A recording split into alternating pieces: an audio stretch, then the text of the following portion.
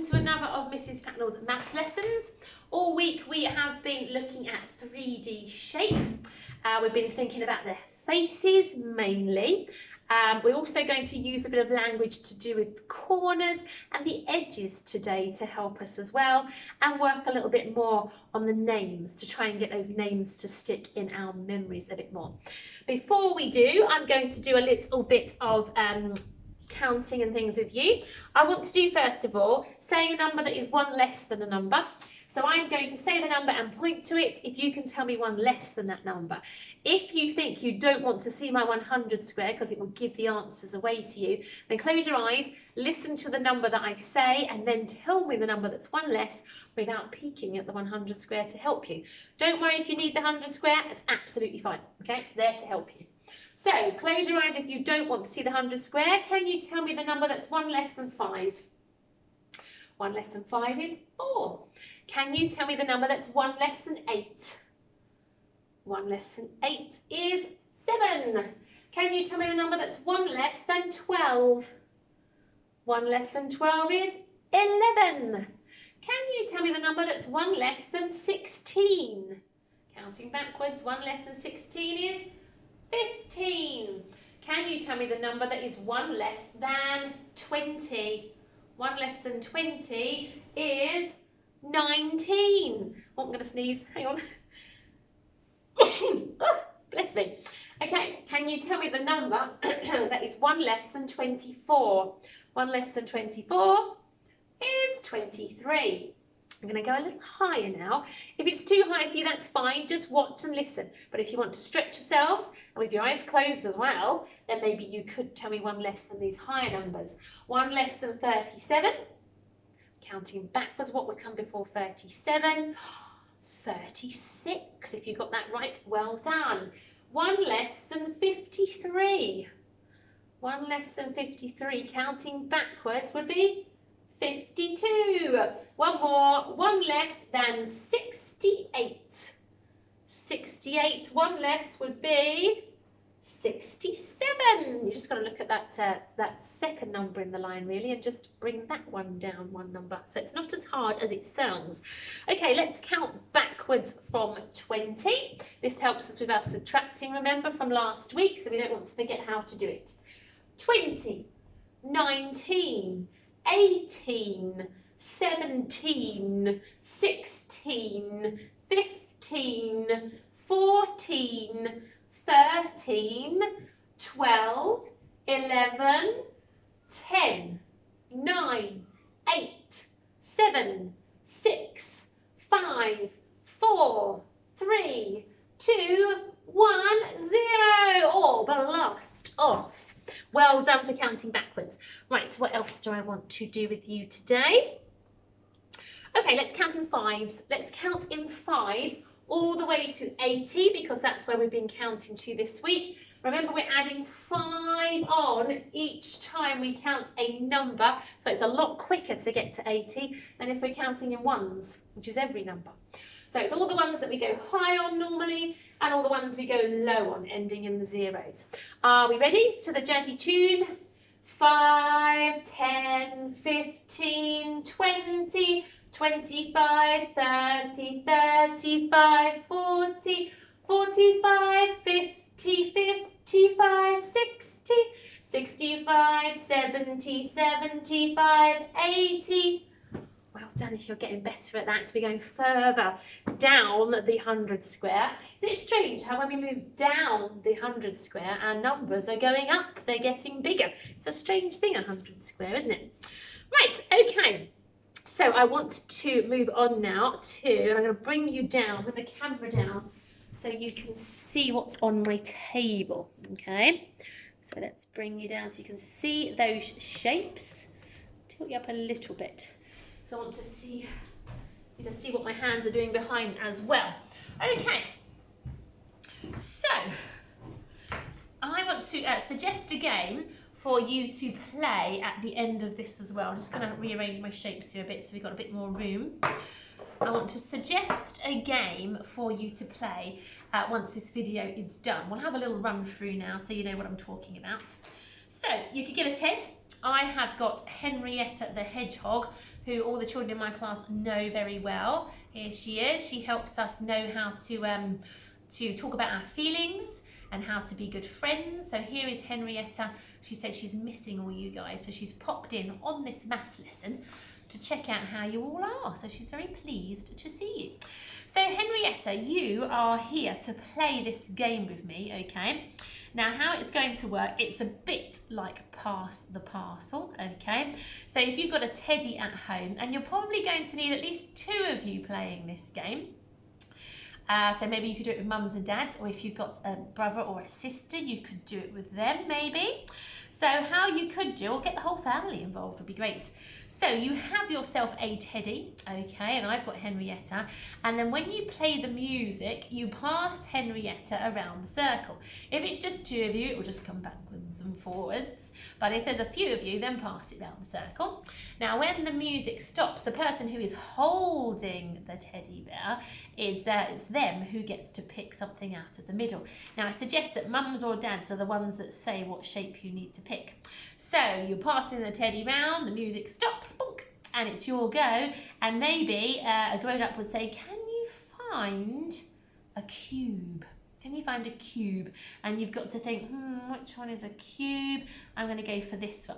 Now this game will only work if you did manage to make your 3D shapes at home on Monday. And I know some of you have, I've seen some great ones on Tapestry. So if you made them at home, you could definitely do this game. If not, it's going to be a bit trickier for you to do, and you might have to miss doing this bit out, to be honest, okay? So, a cube. Have I got it right? Square-shaped faces? Yes, indeed, it's a cube. Then you can start the music again, pass it backwards and forwards with your brothers and sisters or around the circle if there's a few of you. And when the music stops, then an adult could say, could you find me a triangular prism? Triangular, so I know there's a triangle face on it. So I'm thinking this one, which someone in my class told me today, they remember it's the triangular prism because it looks like a tent. It's like a tent sitting on the table. So yeah, it's this one, triangular prism. Okay, so you can have a little game of that at home maybe. If there's not many of you, then maybe you could just, and you have got your shapes, you could just do where you put them in the middle and mums ask you to, or dads ask you to find that particular shape, okay? But if you want to turn it into more of a game, then that would be great. So Henrietta is going to sit over here now while we move on to our next part of our video. There you go, Henrietta, you can help us out and learn a bit about 3D shape. So here is my box here, okay? Now, it's my feely box. So when I go like this, you won't see what I am feeling. Here are my hands, they're going in to do some feeling. You won't see what I'm feeling. You'll have to listen to my voice, you lucky things, and hear what I am describing about the 3D shape I am touching in this box, okay? So I'm touching a particular 3D shape. Remember, 3D are the solid shapes, not flat as a pancake 2D ones. So I'm going to use things like describing the faces, the bits that are looking out at you. I might say if they're flat, or I might say if they are curvy, where they can roll. So be thinking about that description. I might tell you the shape of the faces, like a cube has square faces. So you have to listen out for those clues. Now a little trickier, I might talk about the corners, the pointy bits, and I might talk about the edges, okay? But that's getting a little bit trickier for you to remember how many edges and pointy bits these shapes have. But that's why I've got some in front here as well. So if you can't remember the names as well, then you can just point to it on your tablets or on your screens as to which one you think I'm talking about. If you can remember the name, then that's even better, all right? But look at these as well. So as I'm describing, thinking, oh, could it be that shape she's describing? So if I say it's got one curved face, you could think, oh, it might be the sphere. That's all curved. Or perhaps it's the cylinder. It has a curved one around the middle. But then I might say it has circle faces as well. So then you will know, this has circle faces, this doesn't, just one curved one. It must be the cylinder. All right, so let's have a go. So I'm putting my hands into my feely basket, into my box, and I'm going to say, oh, okay, I have a 3D shape. This one has a circle-shaped face, So you might be looking at the 3D shapes in front of me thinking, oh, which one has a circle-shaped face? Oh, I've just realised actually, my apologies, I haven't got my other one here. It's in the class of this particular shape. So it isn't here to point to at the moment. So that's a bit of a clue for you as well. So sorry about that. I've only got limited numbers of these and I've been using it in the classroom today. So I actually think you'll remember the name of this one anyway, because even if it's not here to point to.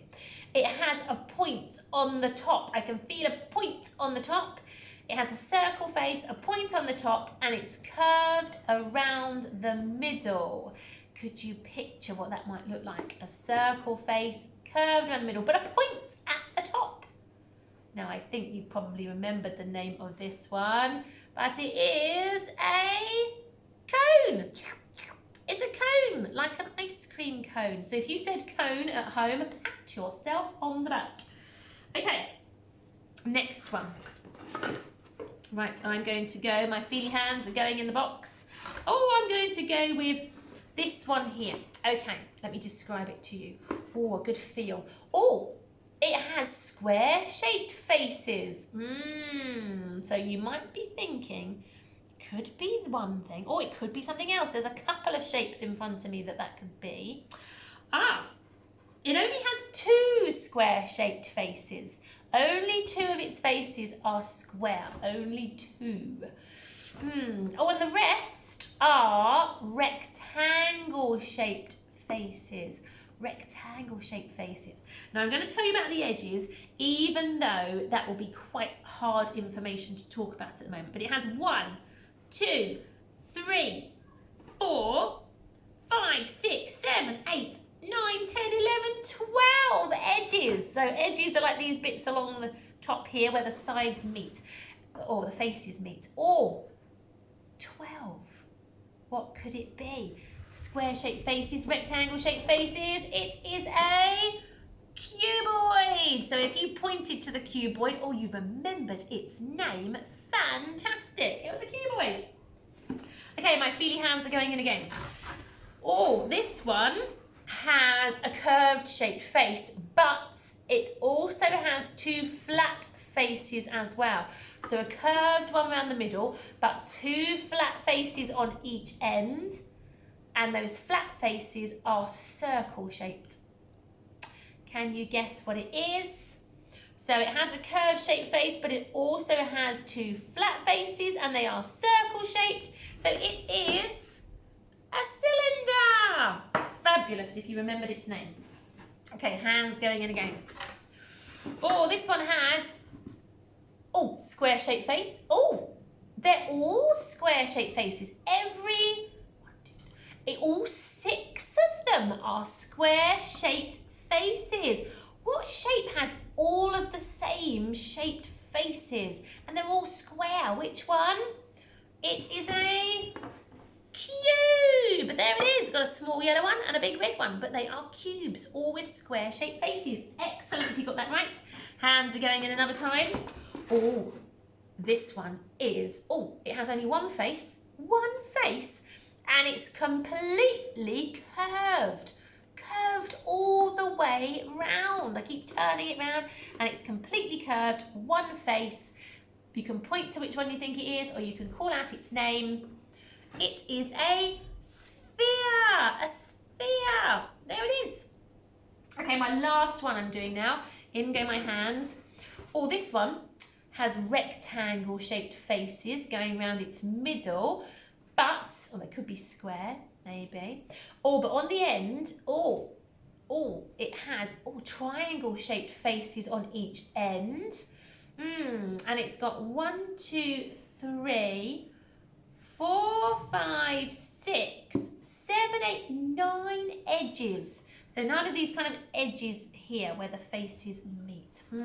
What could it be with 2 triangle faces and square or rectangular faces in the middle? It is a triangular prism. If you got that one right, pat yourself on the back. Okay, I didn't have my pentagonal prism here today, so apologies for that, because that is also back in the classroom. But if you manage to get even one or two of those right, then I am absolutely over the moon with you, because this is our first week. I'm just going to move this because it's odd to talk to you and not have you see me. So this is our first week of 3D shape. So if you've managed to get just one or two of them right in my Feely box, then you need to pat yourself on the back, because that's a lot more than you knew at the beginning of the week. Okay, I'm going to post a little bit of work onto Google Classrooms for my classes for Friday. And have a go at that. It'll only be a nice little thing to help you go over everything that we've learned this week. So if you can do that, that will be great, but there'll be no lesson on Friday that we have videoed. And then I'll see you next week after that for a new maths topic. Take care. Bye-bye.